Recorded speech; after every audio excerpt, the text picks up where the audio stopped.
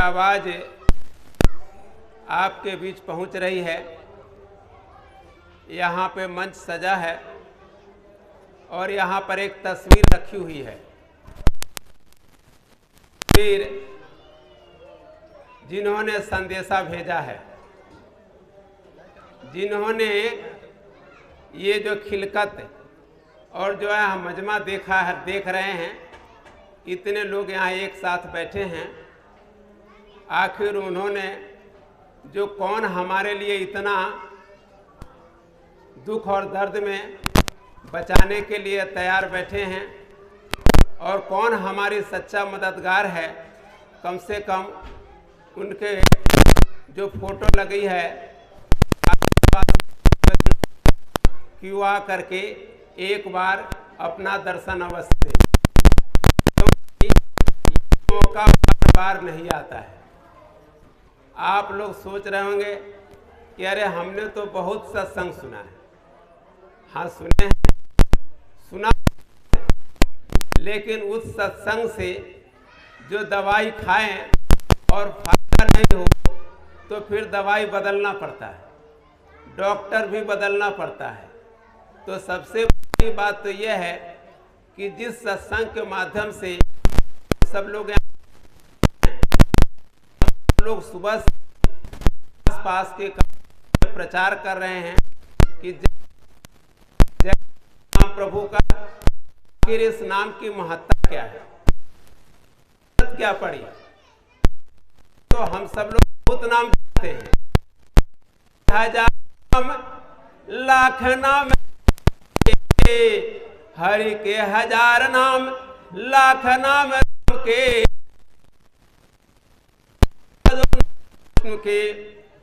और इन सब से अलग उस परमात्मा के अनंत नाम है। परमात्मा के नाम में एक नाम सच्चा सदगुरु के, जो अभी सबकी रक्षा। अब सोच रहे होंगे क्या अब तक जो नाम सुने वो रक्षा नहीं करेगा? हाँ, उससे भी रक्षा होती है, तभी तो हम लोग नाम लेते हैं। लेकिन जरा सोचिए, अवेलेबल हो सामने आपके बीच एक्सप्रेस गाड़ी, वंदे भारत ट्रेन, राजधानी और वायुयान फ्लाइट के जमाने में कौन बैलगाड़ी के पीछे चल रहा है, कौन रिक्शा पर बैठता है? जब ऐसी सुविधा मिल रही हो कि नाम लेते भव सिंधु सुखाही, यानी नाम के लेने से भव सागर का जो यह दुख, भव मतलब भंवर, जिसमें आदमी फंस जाता है, चारों तरफ लहर घूमने लगती है और उस भंवर में सब फंस जाता है और वो भवसागर इतना बड़ा हो कि आर पार नहीं तो उसको बोलते हैं भवसागर। और उस भवसागर से बचाने के लिए जब हम लोग खुद सोचते कि अरे क्या बात है, अब तक जो नाम लिए क्या भवसागर से नहीं बचा रहे? हाँ बचा रहे हैं।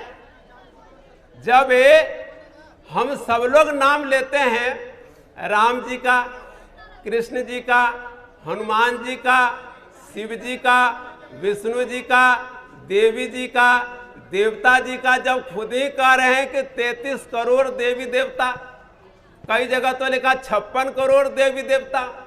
अब बताइए, इतने देवी देवता हैं तो नाम तो सबका चल रहा है, काम सबसे हो रहा है, लेकिन काम जो सबसे सरलता से हो जाए और हम सबके बीच जो आसानी से मिल जाए, घर घर में उपलब्ध हो, हर जगह उपलब्ध हो, ऐसे नाम को छोड़ करके जब सोचते हो कि हमें मंदिर में जा करके और मस्जिद में जा करके भगवान का नाम लेंगे, तो सबसे पहली बात तो ये बताने आया हूँ कि ये मनुष्य शरीर जिसमें हम सब लोग बैठे हैं, अपने हाथ से 3.5 हाथ की काया, यही सबसे बड़ा मंदिर है, सबसे बड़ी मस्जिद यही है, सबसे बड़ा गुरुद्वारा यही है, गिरजाघर यही है। तो हम सब सोच रहे हैं कि अरे हम जो वहां मंदिर अब तक जाते रहे उसका क्या करें?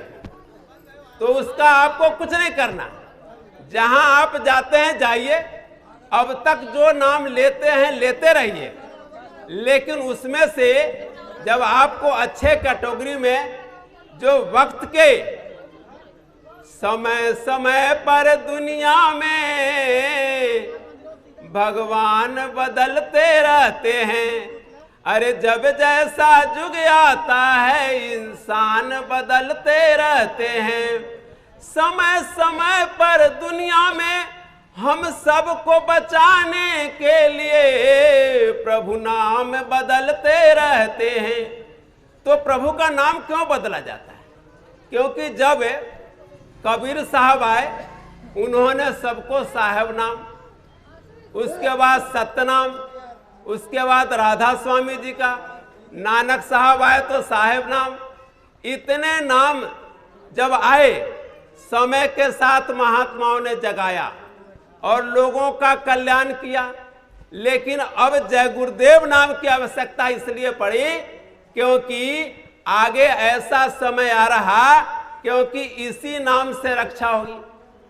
और समय बदलने से पहले वक्त का जो अच्छा इलाज डॉक्टर करता है वो समय से पहले ही तुरंत उसकी दवा तैयार कर दी जाती है। अभी मैं एक घटना बताऊं आपको, सूरत की घटना है, ये अभी 7-8 साल पहले हो गई घटना। सूरत में एक गांव में कुआं की खुदाई हो रही थी, कुएं की खुदाई हो रही थी। तो कुएं की खुदाई, पानी की जहां कमी होती है कुएं की खुदाई किया जाता है गांव में। तो खुदाई हो रही थी तो उसमें धीरे धीरे जैसे जब जाते हैं नीचे तो जमीन दलदल मिलता है, दलदल। तो दलदल वो धंस करके कुएं पे दब ना जाए लोग, इसलिए उसके चारों तरफ फट्टी बल्ली जैसे जैसे गहराई होती है लगाते जाते हैं। अब लगाते जाते हैं तो उसी तरह गहराई बढ़ती गई, फट्टी बल्ली लगाई जाती है। लेकिन कभी कभी ऐसा होता है कि वो दलदल इतना तेज प्रेशर होता है बाहर अंदर से कि वो एकाएक उससे गिरने लगती है मिट्टी और अंदर आदमी दब जाते हैं। ये दुर्घटना कभी बिरले होता है। और ठीक यही दुर्घटना हो गई कि जैसे ही अंदर 3 लोग खुदाई कर रहे थे और वो 3 लोग खुदाई कर रहे थे तब तक ऊपर से धीरे धीरे धीरे धीरे हल्की हल्की गीली गीली मिट्टी गिरने लगी। रास्ता डाला हुआ था तो लोग चिल्लाने लगे, अरे जल्दी करो मिट्टी गिरने लगी। तब तक लोगों ने कहा कि लाओ रस्सी लाओ, पकड़ो, ये उठाओ वो उठाओ। इतने देर में इतना लोग तैयार तो था नहीं, और ऊपर से खींचने में, नीचे से ऊपर तक खींचने में समय लगता है। तब तक मिट्टी से बड़ी तेजी से गिरने लगा और लोग लगा कि अब ये 3 लोग बचेंगे नहीं, अब मर जाएंगे। तो उसमें भी एक प्रेमी, बाकी 2 लोग और थे। एक प्रेमी, उनको एक ही नाम याद था, जय गुरुदेव। सुबह से शाम लेने वाला नाम, आसानी से हर समय अवेलेबल। तो कहने लगा जय गुरुदेव मेरी रक्षा हो। और बाकी सब लोगों ने नाम लिया, लेकिन ये नाम छोड़ करके लिया। अब देखिए करामात, उस समय वहां लोग कम से कम 10 लोग कुएं के ऊपर थे और वो सब लोग सोचे कि अब तो कोई बचने वाला है नहीं। लेकिन जैसे ही वो व्यक्ति जय गुरुदेव नाम लिया, उसको जैसे लगा कि नीचे से कोई पावर आई और उसको धक्का देकर के कुएं के ऊपर, यानी 20-25 फीट नीचे, उससे कुएं को कूद करके ऊपर सीधे धक्का देकर के ऊपर आ गया और वो 2 आदमी दब गए। तो जय गुरुदेव महिमा यह है कि आप दबने वाले, मरने वाले हैं, उस समय भी रक्षा हो सकती है। अब तक कोई बचाने वाला नहीं मिला कि इतना कोई गारंटी देता हो कि जय गुरुदेव नाम के अलावे कि इस नाम से रक्षा होगी और ऐसे होगा। तो सबसे बड़ा इस संसार में सबसे बड़ा दुख और कष्ट क्या है जिससे हम सब लोग डरते हैं? वह है मौत, मृत्यु, डेथ। ये शरीर हमारा खत्म ना हो जाए और हम मर न जाएं, इसके लिए हम सारा यत्न कर रहे हैं। जाड़ा गर्मी बरसात से बचने के लिए घर बनाते हैं, अच्छे अच्छे कपड़े गर्म मौसम के अनुसार पहनते हैं, घर में सारी सुविधाएं लगाते हैं कि हमको कोई शरीर को कष्ट नहीं हो, हमको कोई दुख नहीं हो, हमको कोई परेशानी नहीं हो और मौत ना आ जाए जल्दी। जैसे ही बीमार पड़ते हैं तुरंत हम लोग भागते हैं अस्पताल में। पास के डॉक्टर से अगर जवाब दे दिया रिजाइन, उसने कहा कि भैया मेरे पास से आपका इलाज नहीं है, तो बड़े हॉस्पिटल में जाते हैं, दुनिया भर के टेस्ट किए जाते हैं। टेस्ट के बाद वो रिपोर्ट आता है, फिर वो देख करके फिर इलाज करता है, फिर भर्ती भी करता है, फिर आईसीयू में भी रखता है। लेकिन डर ये रहता है कि हम मरे नहीं। अरे भाई, जब ये मौत आने ही वाली है तो ऐसा क्यों नहीं आप गारंटी वाला कोई ऐसा कोई जो मददगार, जो आपके घर में, जो देखिए कि आपके नातेदार, रिश्तेदार, पति पत्नी, बेटा बेटी, चाचा चाची, ताऊ ताई, दादा दादी, जितने रिश्तेदार हैं, देखिएगा जैसे ही मौत आने वाली होगी वैसे ही तुरंत सब लोग कहेंगे भाई अब तो इनका समय आ गया, अब ये थोड़े देर के मेहमान हैं और ये जाने वाले हैं। जब ऐसी परिस्थिति में जिनके लिए हम सब ने रात दिन एक मेहनत किया और उस मेहनत में कोई कसर नहीं छोड़ा, घर मकान बनाया, बीवी बच्चों के लिए सुबह से शाम तक दफ्तर दुकान खेती बाड़ी करते रहे, और जब हमारा अंतिम समय आएगा तो ये सब कोई साथ नहीं देने वाला। जब बताइए, जब आपके घर में छोटी सी कोई बीमारी आ जाती है, पता चलता है कि हमारे फला को, भगवान न करे किसी को, और पता चल जाता है इनके पास कैंसर है, तो सारे पैसे घर के लग जाते हैं, फिर हम उधार मांगने लगते हैं। कौन देने वाला है, कौन अपना है, कौन दुख में मदद करने वाला है, मददगार है, उन सबको याद करते हैं, फोन करते हैं, उनके पास जाते हैं, कहते हैं कुछ दे दो भैया, कुछ मदद कर दो। और उस समय जब मदद करता है तो हम आप कहते हैं कि वाह, यही सच्चा हमारा मित्र है, यही हमारा सच्चा मददगार है। लेकिन जरा सोचिए कि ऐसे छोटी बीमारी में तो आप मदद ले लिए और आप सोचते हैं कि ये मददगार है, लेकिन जब आपका सबसे जो कीमती, जो मनुष्य शरीर ही जाने वाला, और मौत आ गई और दस्तक यमराज खड़ा हो गया, उसके जब चेहरे देखते ही जब हमारी आंखों से पानी, आंसू निकलने लगते हैं, डर करके खून पानी हो जाता है और मुंह से जीभ विभाग उलट जाती है, मुंह से आवाज ही नहीं निकलती, ऐसे समय में कौन मदद करेगा? तो अगल बगल जोधा खरे खरे बजावे घाल, माझ महल से ले चला ऐसा काल कराल। ऐसा काल, काल मतलब समय, समय जिसने इस समय को बनाया है, इस खिलकत को बनाया है, उस दुनिया को बनाया है और उस दुनिया ने अपने सिस्टम में सेट कर दिया।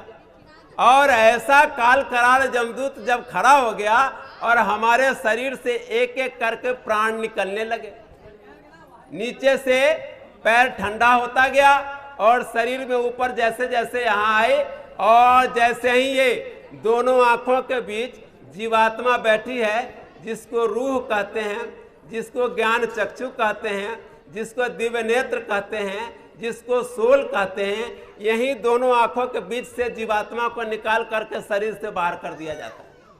शरीर से बाहर हो गया, आपके आमने सामने अगल बगल पड़ोसी रिश्तेदार कोई काम नहीं आया। ऐसे समय में अगर कोई सदगुरु, कोई महात्मा अगर मदद करने वाला मिल जाए तो क्या बुराई है? अरे भाई, ये तो कोई आपसे चंदा चुटकी ले नहीं रहे, ये तो सेवक कह रहे हैं कि मैं सेवक हूं, मुझसे सेवा ले लीजिए, और इसके लिए आपको कुछ नहीं, नाम लेना है। अभी मैंने कहा नाम लेत भव सिंधु सुखाही, यानी भव सागर से आपका जो दुखों का सागर हो, कष्ट खत्म होने वाला है, वो सूख जाएगा। ऐसा नाम की तलाश क्यों नहीं करते? और जब आ गए आपके कॉलोनी में, राम नाम की लूट है, लूट सके तो लूट, अंतकाल पछताएगा जब प्राण जाएंगे छूट। जब प्राण ही चला गया, नाम लेने वाला दवाई खाएंगे नहीं तो बेकार चला जाएगा।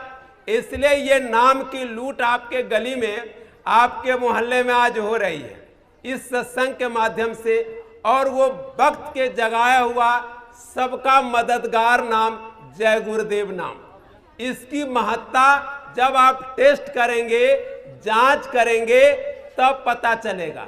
मान लीजिए कि आपके दुख आ गया, और एक होता है संकट और एक होता है कुसंकट, यानी कि ऐसे संकट आ गया चारों तरफ से जब आपके बचने का कोई रास्ता ही नहीं दिखाई दे, डॉक्टर के पास जा नहीं सकते, ले जाने वाला नहीं, बचाने वाला नहीं, आपके जेब में पैसा भी नहीं, सामने से कोई जंगली जानवर आ गया, 2-4 आ गए, चोर डाकू घेर लिया, अब क्या करें? हमसे बचने का जब आपको कोई रास्ता नहीं मिले, तो बाबा जय गुरुदेव जी जिनकी तस्वीर यहाँ लगी है, आप देखिए और पहचान लीजिए। इन्होंने कहा था कि जय गुरुदेव नाम लेना, जय गुरुदेव नाम लेना, नहीं नाम लेंगे तो काम नहीं करेंगे। इसलिए उन्होंने कहा कि जय गुरुदेव नाम लीजिएगा। और जय गुरुदेव नाम किसका? प्रभु का। जय गुरुदेव नाम किसका? प्रभु का 10 बार लीजिए, जब रक्षा हो जाए तब मान लीजिएगा। तो ये ऐसा नाम है, इसीलिए गली गली में घूम करके ये प्रचार किया जा रहा और बताया जा रहा कि सबसे पहले तो वक्त का नाम जगाया हुआ, जिसके सबका काम, चाहे वो हिंदू ले तब भी, मुसलमान ले तब भी, ईसाई ले तब भी, सिख ले तब भी, यानी कोई भी मानव हो, चाहे छोटा हो, अमीर हो, गरीब हो, चाहे किसी भी तरह का मजदूर हो, सबके लिए ये नाम है और सबके लिए रक्षा करेंगे।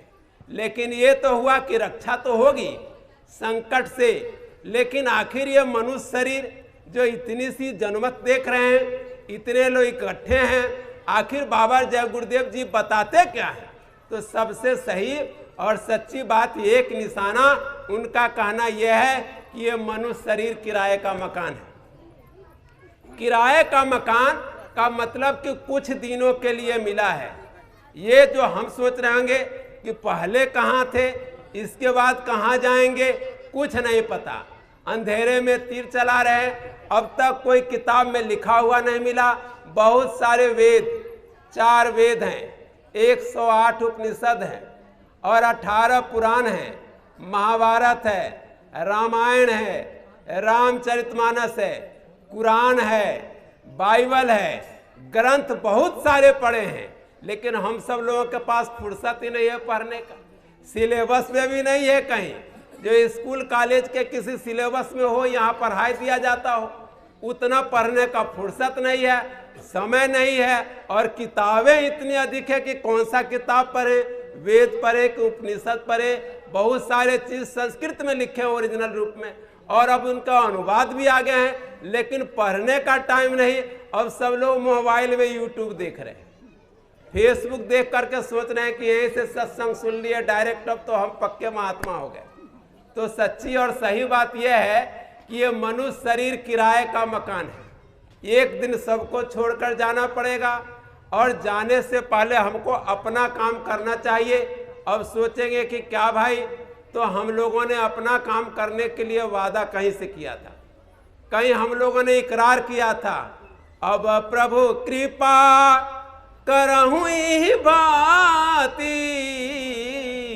सब तजी भजन करब दिन राति। यानी प्रभु से हम लोगों ने खूब निवेदन किया था।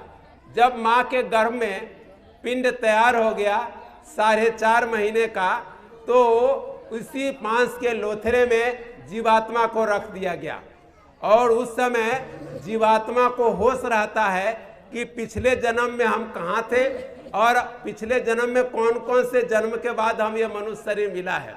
और इस कष्ट में तो उस समय भगवान से प्रार्थना करता है कि ईश्वर दया कर दीजिए और कृपा कर दीजिए, और इस जठराग्नि से निकाल दीजिए, इस कष्ट से मलमूत्र के बीच से निकाल दीजिए, और निकालने के बाद सब कुछ छोड़ देंगे। क्या? सब कुछ तजी, यानी तज देंगे, त्याग देंगे, और क्या करेंगे? दिन रात भजन करेंगे। अब भजन का मतलब, अब भजन का मतलब ये अगर हम लोग सोच रहे होंगे कि हारमोनियम बजाएंगे, ढोल बजाएंगे, कीर्तन करेंगे, झाल बजाएंगे, खूब जोर जोर से गाएंगे और खूब लोगों को सुनाएंगे, तो ये भजन नहीं है। सही और सच्ची बात तो जो असली भजन उसकी नकल है। असली भजन कैसे है ये तो अभी सदगुरु के पास जब आएंगे तब पता चलेगा। लेकिन जरा सोचिए कि जब हमारी मौत आ जाती है और उस समय मौत आ गई, यमदूत सामने खड़ा हो गया और हमारे शरीर से एक एक करके प्राण, 8 तरह के प्राणवायु होते हैं, उन एक एक वायु को निकालते हैं। जीवात्मा अलग है, प्राण अलग है, तो मन बुद्धि चित्त अंतःकरण अलग है। ये तो महात्माओं के चरणों में बैठ करके और जब उनकी दया और दुआ मिलती है तब सीखने को मिलता है कि कैसे अलग है, कहाँ से अलग है, इनका घर कहाँ है, इनका मकान कहाँ है। तो जब जीवात्मा को इस शरीर से बाहर निकाल करके और यमदूत ले जाते हैं, तो जब यमराज के सामने पेश करते हैं, वहाँ हमारे अच्छे और बुरे का हिसाब किया जाता है।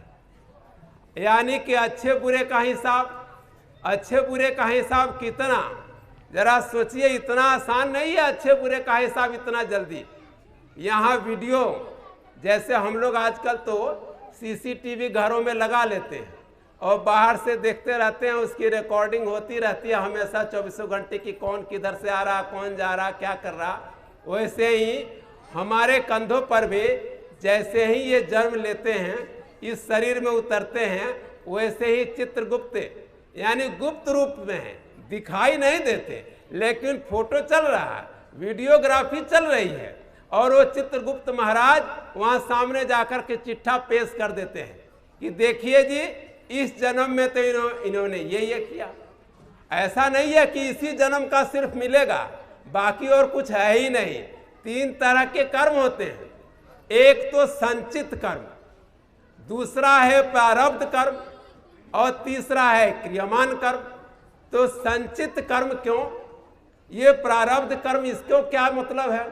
तो सही और सच्ची बात यह है कि हम सब लोग इस देश के वासी ही नहीं हैं, इस देश के रहने वाले ही नहीं थे।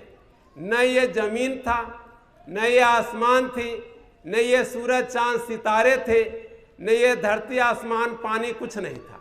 हम सब लोग का देश ऐसे जगह बहुत दूर, जहाँ कोई दुख नहीं था, जहाँ कोई बीमारी नहीं थी, जहाँ कोई दर्द नहीं था, जहाँ कोई इस तरह से दिन रात नहीं होते थे, ऐसे देश से हम लोगों को उतारा गया। प्रभु की कृपा हुई, महात्माओं की कृपा हुई, उन्होंने अपने शक्ति पर उतार दिया और उतार करके और इस देश में भेज दिया।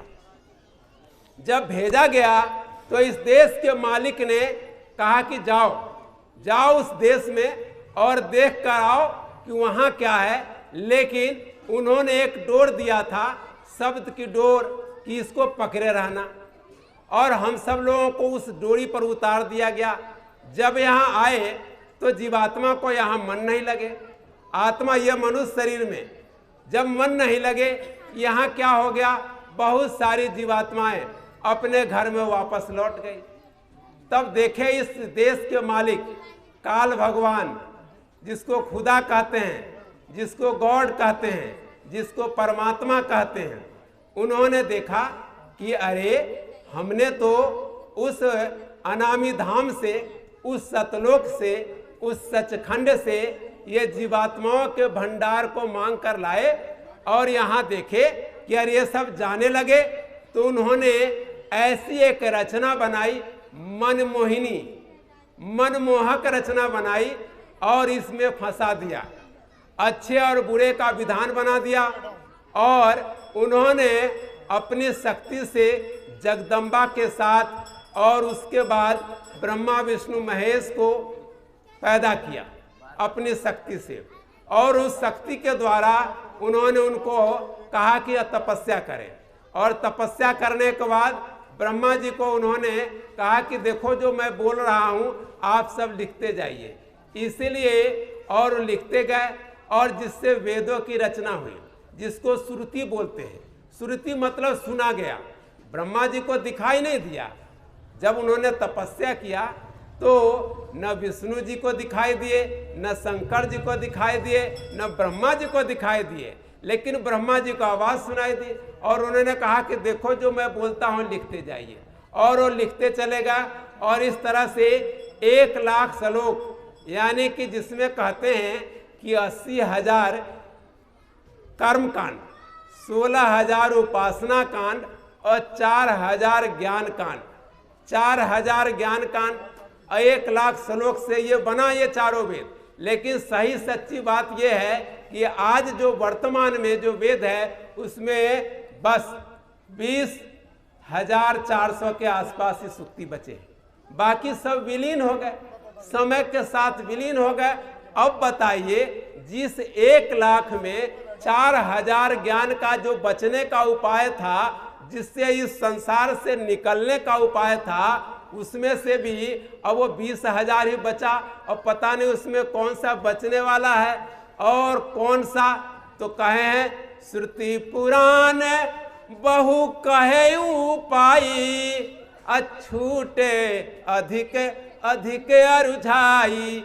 यानी कि श्रुति जो सुनने में आता है, जो सुन करके लिखा गया, उस वेदों में, पुराणों में, उपनिषद में, सब में चर्चा तो है, लेकिन बचने का उपाय पता नहीं चलता और अधिक हम उसमें उलझ जाते हैं। तो इस उलझने से बचाने के लिए संत सतगुरु इस धरा पर आते हैं। जब वो हमारे अब संत सतगुरु आ गए तो रक्षा की जरूरत क्या पड़ती है। जैसे ही यमराज के पास जाते हैं और चित्रगुप्त महाराज जब सीसीटीवी की फुटेज दिखाते हैं, वीडियोग्राफी के जीवन की, कि देखो इसने ये काम किए, इतने अच्छे काम, इतने बुरे काम, और इसने ये काम किया, और उसी के हिसाब से तुरंत हमारी और आपकी सजा सुना दी जाती है। और सजा सुना करके और ऐसे ऐसे घोर नरक में, ऐसे जो हम लोगों ने देखा नहीं। जब वक्त के महापुरुष संत सतगुरु ने देखा अपनी आंखों से, अब अपनी आंख कौन सा, ये जो 2 आंख जो हम लोग देख रहे हैं, नहीं, ये आंख तो हमारी शरीर की आंख है, लेकिन जीवात्मा की आंख अलग, जो दिव्य चक्षु जिसको बोलते हैं, ज्ञान चक्षु बोलते हैं, जिसको थर्ड आई बोलते हैं, सफेद नुक्ता बोलते हैं, उस आंखों से देखा। तब वो जोर जोर से लोगों के बीच चिल्ला चिल्ला कर कहने लगे, अरे बचो भाई बचो, जल्दी बचो। क्यों? तो कहता हूं कहीं जाता हूं, कहीं बजाए ढोल। यानी कह रहा हूं और ढोल बजा बजा कर कह रहा हूं, क्या श्वासा खाली जात है 3 लोक का मूल। यानी कि ये जो श्वासों की पूंजी जो हम लोग सुबह से शाम तक ये धौंकनी की तरह चल रहा है, ये खाली जा रहा, बेकार जा रहा, बर्बाद हो रहा, हम लोग इसको नष्ट कर रहे हैं। क्यों? क्योंकि इसकी कीमत है 3 लाख, 3 लोक की भी अगर इकट्ठा कर दिया जाए है, उसकी श्वास की पूंजी खत्म लेकर के उसकी उतारी जाए, 3 लोक को सामने थाली में रख दिया जाए और कहा जाए कि जरा इनकी श्वासों की पूंजी बढ़ा दी जाए, तो नहीं बढ़ा सकते। इतनी कीमती है यह मनुष्य शरीर, और इतनी कीमती है एक एक श्वास, एक एक श्वास। मनुष्य शरीर तो बहुत सारे श्वासों से मिलकर बना है, लेकिन जरा सोचिए कि जब वहां श्वासों की कीमती शरीर को जब वहां छोड़कर जाता है और यमराज कहता है कि जरा बताओ तुम्हें वहां कोई महात्मा सच्ची बात बताने वाला नहीं मिले, तो हम लोग सोचे ये सच्ची बात क्या है। सही और सच्ची बात यह है कि ये मनुष्य शरीर इसलिए नहीं मिला कि हम इसमें खाना खाएं, गाना गाएं, डांस करें, बच्चे पैदा करें, शादी करें, घर मकान बनाएं, बीवी बच्चों बाल बच्चों की शादी करें, पढ़ाई लिखाएं और सीधे बस कब्रिस्तान में जाकर के दब जाएं, शमशान घाट में जल जाएं। क्या इसीलिए मनुष्य शरीर मिला है? तो मनुष्य शरीर इसके लिए नहीं मिला है। यही बात यहाँ इतनी सारे जो बताए जा रहे इतने लोगों के बीच कि सही और सही सच्ची बात यह है कि मनुष्य शरीर इसके लिए नहीं मिला है कि खाए पिए सोए बच्चे पैदा करे। मनुष्य शरीर इसलिए मिला है कि जीते जी इसी प्रभु के मंदिर में खुदा मिलता है, दिखाई दर्शन देते हैं। यहीं से स्वर्ग जाने का रास्ता, यहीं से बैकुंठ जाने का रास्ता, यहाँ से गोलोक जाने का रास्ता, यहाँ से देवलोक जाने का रास्ता, यहाँ से जगदम्बा देश जाने का रास्ता, यहीं से काल प्रभु के जाने का रास्ता, यहीं से ब्रह्मलोक जाने का रास्ता, सब यहीं से। यानी ये देखिएगा, जो यही दोनों आंखों के बीच में जो जीवात्मा बैठी हैं, जहाँ माताएं बहनें बिंदियां लगाती हैं और पुरुष भाई तिलक लगाते हैं। क्यों तिलक लगाते हैं? तिलक इसलिए लगाते हैं, इस आत्मा के श्रृंगार के लिए कि हमें पहचान रहे। लेकिन ये कोई बताने वाला ही नहीं मिला कि आखिर हमको करना क्या था, कैसे सच्चा भजन होगा, कैसे सच्चा गीत गाएंगे। अब तक जो हम गीत गा रहे हैं, मंदिरों में जा कर के, मस्जिदों में जा कर के, और दुनिया भर के पाठ हो रहा है, कीर्तन हो रहा है, कथाएं हो रही है, खूब कथा सुन लिए। लेकिन ये कथा जो आप सोच रहे होंगे यहाँ भी कुछ देर कथा सुना करके और दक्षिणा लेकर चले जाएंगे, हम लोग भी आप लोगों की तरह ही कहीं काम करने वाले। और आज इस महापर्व पर मुक्ति दिवस समारोह में दूर दूर से चलकर आए हैं। सही और सच्ची बात तो ये है कि जाने से पहले यहीं से भगवान मिलते हैं, इसी मनुष्य शरीर में, इसी मस्जिद से, जो ये सच्चा जिस्मानी मस्जिद है, इसी से सच्चा कैसे हम खुदा की इबादत की जाती है, यहीं से खुदा का दर्शन दीदार होता है। हम सब लोगों ने मान लिया, अरे भगवान कहाँ है, अरे देवी कहाँ है, जो कुछ भी यही है, स्वर्ग है नहीं है। तो जरा देखिए, जब स्वर्ग नरक सब कुछ यही होता तो जरा विचार कीजिए कि जन्म से पहले कहाँ थे। जन्म से पहले क्या मनुष्य शरीर, क्या जन्म से पहले गाय बैल में थे, या भैंसे में थे, या मछली में थे, क्या पता, नहीं मालूम है। अंधेरे में हमको मालूम है नहीं, दूसरे को ज्ञान दे रहे हैं। और जिसने देखा परखा, अगर वो सबको गली गली ढूंढ करके बता रहा, मान जाएगा तो अच्छे रहेंगे।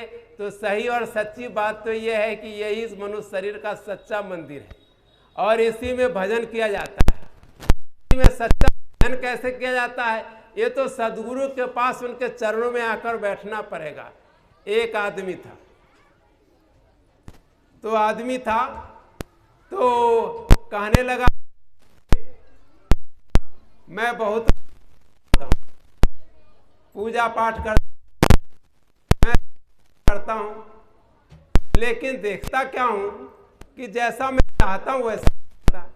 तो कहा, अच्छा ऐसी बात है, तो क्या करना चाहते हो? तो देखिए, मैं बहुत गरीब आदमी हूं, तो मैं चाहता हूं कि इस गरीबी को दूर हो जाए। अच्छा, तो गरीबी दूर होना चाहते हो? तो हाँ, तो गरीबी तो दूर हो जाएगी।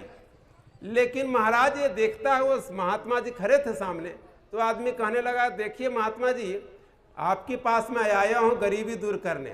तो कहा, बच्चा गरीबी तो दूर हो जाएगी, दुख नहीं दूर होगा, क्योंकि दुख दूर होगा तो सुख भी चला जाएगा। इसलिए ये जो संसार है, दुख और सुख और पाप पुण्य दोनों मिलकर का तरीका अलग है, लेकिन तुम जो साजते हो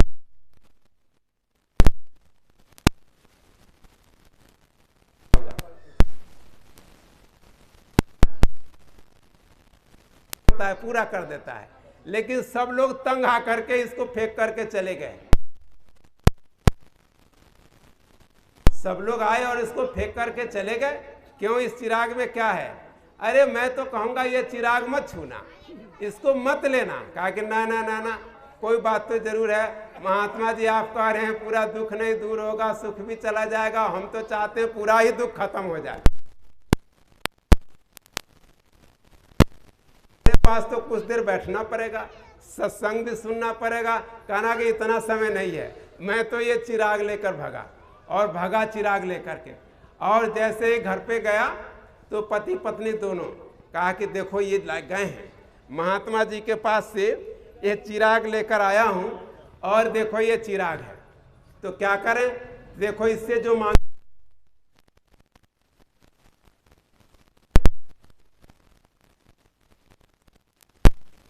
तुरंत मांग लो, 10 लाख रुपए दे दीजिए।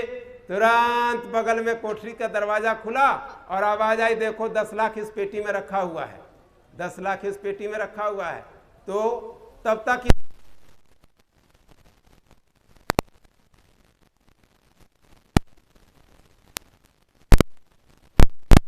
क्योंकि आपके बेटे के नाम पर 10 लाख इंश्योरेंस था, वो आ गया आपके ऊपर, वही पैसा इधर आ गया।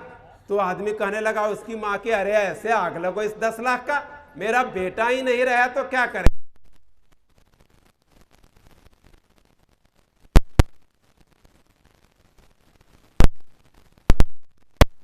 ऐसा करते हैं, बेटा खत्म हो गया तो मांग लेते हैं, अरे जल्दी करो मुझे बेटा का दर्शन करा दो।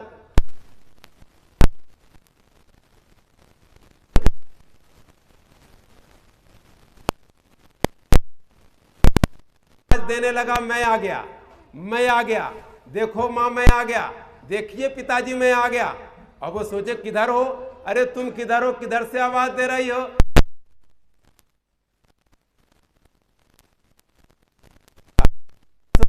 अब क्या करें, अब क्या करें। अरे तो तब तक कहा कि अरे इस भूत से कैसे पीछा पड़ेगा, अब इस भूत वाले बेटे के साथ मैं कैसे रहूंगा इस घर में।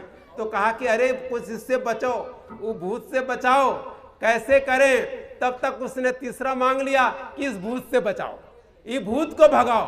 तीसरा जैसे भूत भाग गया, चिराग भी चला गया।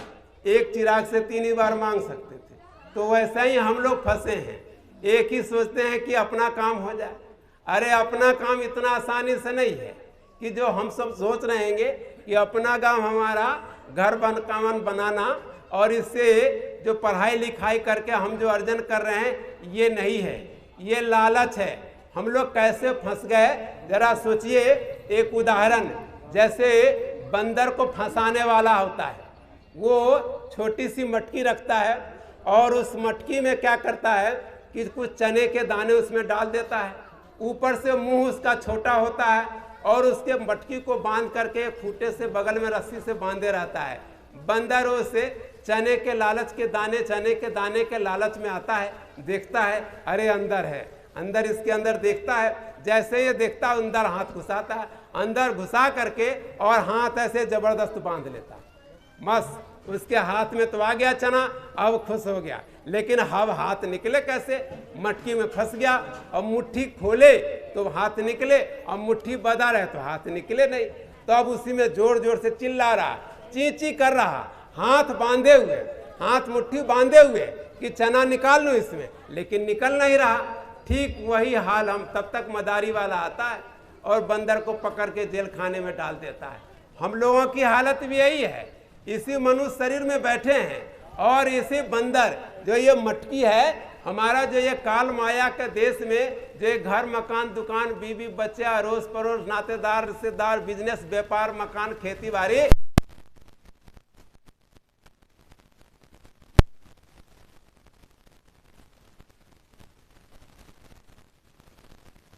जरा सा इसका ढीला तो करो, ढीला करना नहीं चाहते और इसको छोड़ना नहीं चाहते और उसके जोर से पकड़े हुए हैं कि हम इसमें से निकल जाएं। तो जोर से पकड़ के निकलने वाला कोई नहीं।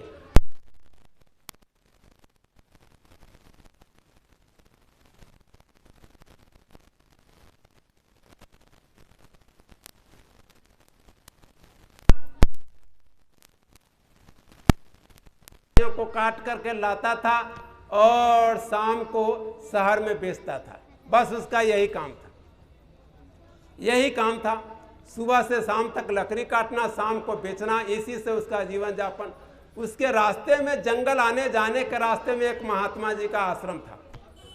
महात्मा जी ने देखा कि ये लकड़हारा बहुत दिनों से लकड़ी काट रहा है, तो उसको बुला, इधर आओ, अरे इधर आ जाओ।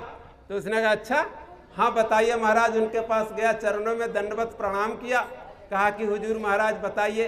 अरे तुम तो लकड़हारा वही तो हो जो लकड़ी काटते हो और शाम को बेचने जाता। हाँ हुजूर महाराज वही लकड़हारा हूँ।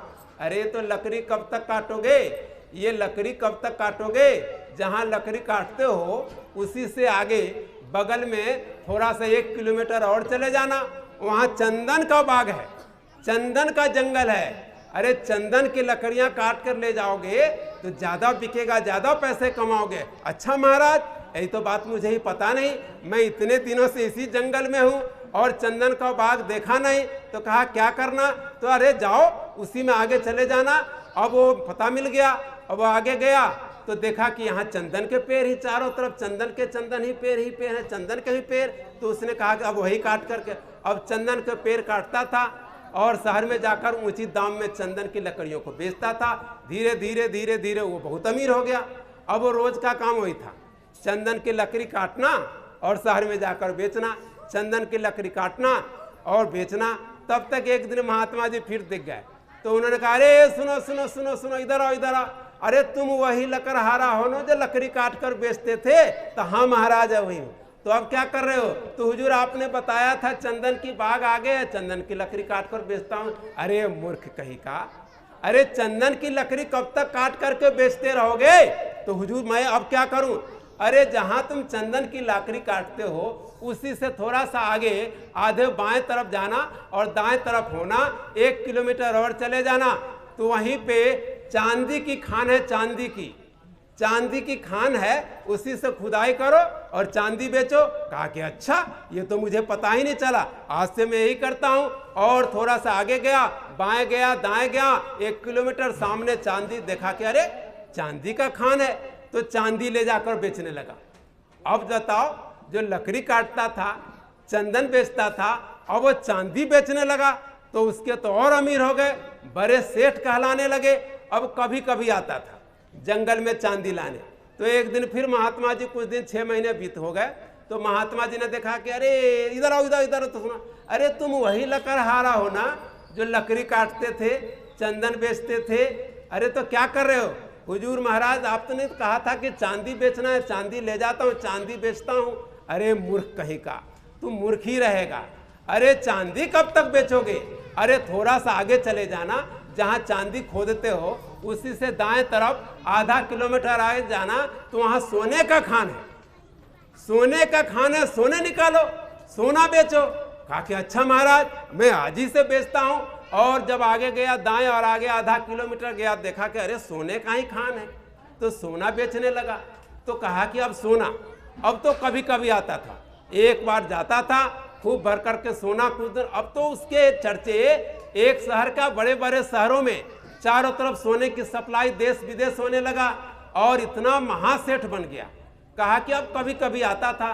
फिर 6 महीने बाद जब जा रहा था उसी जंगल के रास्ते में, तब तक महात्मा जी ने कहा अरे इधर सुनो इधर सुनो इधर सुनो, अरे देखो तुम वही लकड़हारा हो जो लकड़ी बेचते थे? हाँ महाराज मैं वही हूँ। अरे क्या कर रहे हो? तो हुजूर आपने कहा था सोना बेचने के लिए फला जगह से सोना निकालता हूँ, सोना बेचता हूँ और सब जगह सप्लाई जाती है मेरे सोने की। कहा कि अरे बेवकूफ, तू मूर्ख ही रहेगा, सोना कब तक बेचेगा? अरे जब वहीं आगे आधा किलोमीटर और आगे चला जाता और बाएं तरफ मुड़ जाएगा तो हीरे का खान है, हीरे का खान है, वहीं तुम अभी तक सोने में ही लटके हुए हो। कहा कि अच्छा महाराज, मैं आज ही से बेचता हूँ। और तुरंत गया और हीरा ले जाता था। अब उसकी हीरे की दूर दूर तक अब उसके सप्लाई होने लगे। अब उसके इतने चर्चे हो गए कि वो साल भर में जाता था, और साल भर में जाता था, एक बार जाता था जंगल से लेकर के और सप्लाई करता था। तब तक महात्मा जी के पास चला गया। अरे इतना महासेठ हो गया। कहा कि जिनके महात्मा जी के कारण मैं इतना बड़ा सेठ बन गया, चलो आज महात्मा जी के पास चलते हैं। महात्मा जी के पास गया, उनके चरणों में किया, प्रणाम किया। तो महात्मा जी कहने लगा अरे तुम तो वही लकड़हारे हो? तो हाँ महाराज वही लकड़हारा। अरे मूर्ख कहीं का, ये तुम लकड़ी, चंदन, हीरे, सोना, चांदी कब तक बेचोगे? अरे महाराज अब क्या? अरे मूर्ख कहीं का, ये तो बाहर की है, बाहर की दौलत छोड़कर जाना पड़ेगा। मुझे भी पता है, मैं भी तो जब मुझे तुमको पता बता रहा हूं और मुझे जब पता है, मैंने तो आज तक बेचा नहीं। जब मैं तुमको बता रहा हूं और मैंने आज तक इसमें से न सोना बेचा, न चांदी बेचा, न हीरा बेचा, न चंदन बेचा, तो मैं यहाँ क्या कर रहा हूँ आश्रम में, तो महाराज क्या करूं? अरे इसके अंदर जो जीता जागता धन है, जो खत्म नहीं हो सकता, कोई चुरा नहीं सकता, कोई ले जा नहीं सकता, ऐसी आध्यात्मिक दौलत जो दोनों आंखों के बीच बैठी है, यहीं से रास्ता जाता है आत्म ज्ञान का। ये रास्ता ले लो तो ये जरूरत है क्या? इसकी क्या जरूरत? जिसको ये मिल गए वो तो राजपाट छोड़ दिए, राजा महाराजा अपने राज को त्याग दिए और कहने लगे कि अब कोई नहीं, बेकार है। राजा बलक कबीर साहब के पास आए। 6 साल रहने के बाद जब वहां सेवा करते रहे, तब तक अफगानिस्तान बुखारा देश पड़ता है, अब नाम बदल गया। उसका राजा था बलक। वहां से उसकी बड़ी तीव्र लालसा थी कि कोई महात्मा मिले, मैं उनसे सच्चा आत्मज्ञान का दौलत लूं।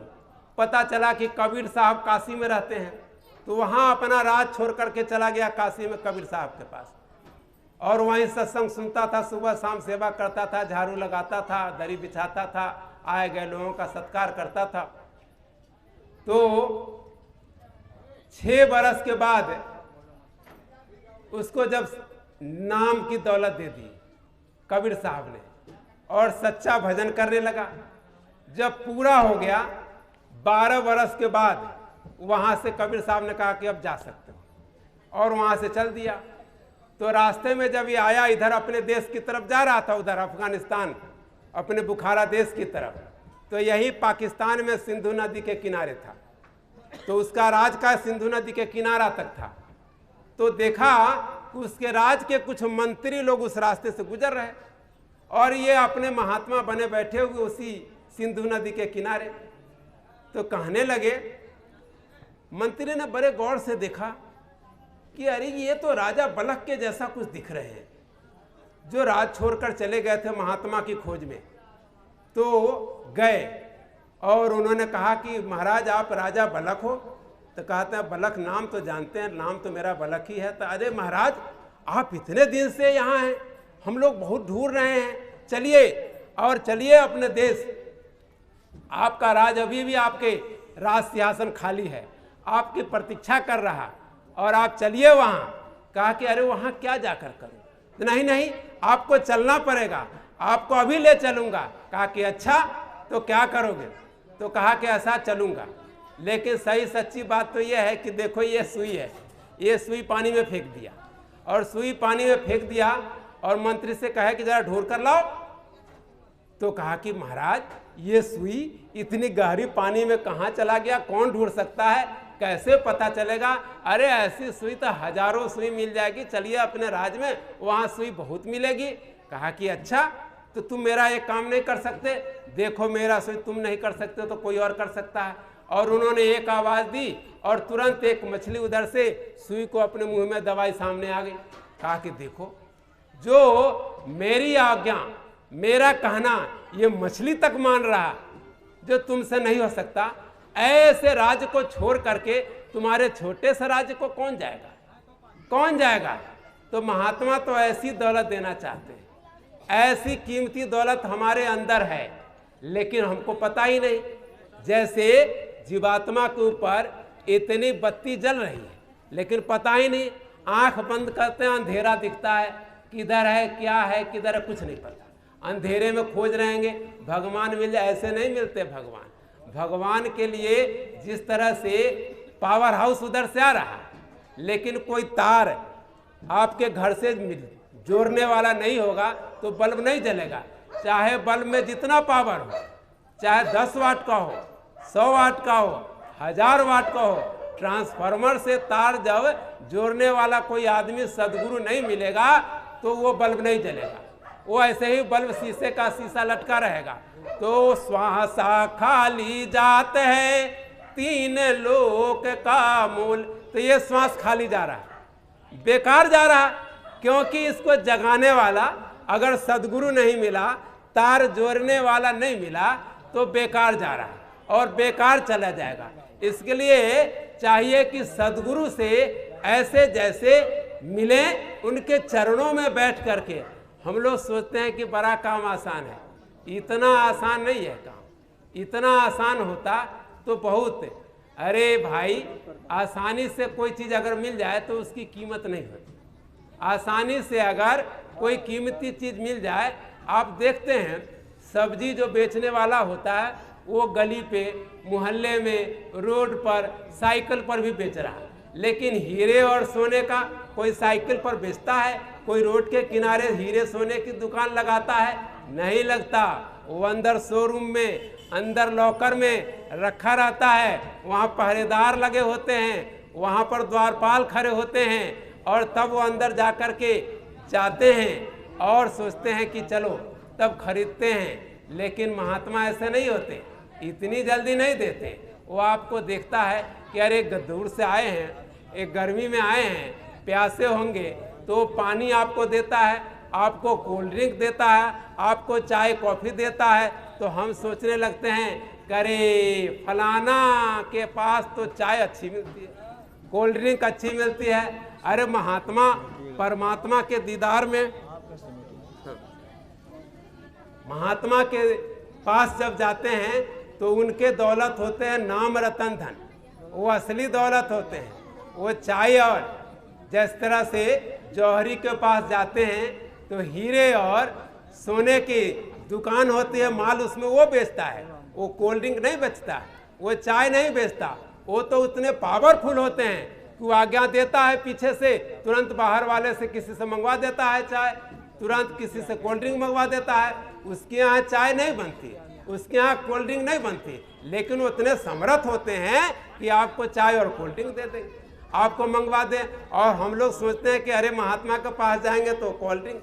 हमारे महात्मा के पास धन दौलत के पास नहीं जाते हैं, बीमारी के लिए नहीं जाते हैं। लेकिन सच्ची बात तो यह है कि हम लोग इतने इसी में रहते रहते रम गए, रच गए, बस गए कि हम लोग सोचते यही मिल जाए दौलत तो बहुत है, बस शरीर स्वस्थ हो जाए, बस धन मिल जाए, बेटा बेटी की शादी हो जाए, नौकरी लग जाए, बस हमारा काम पूरा होगा।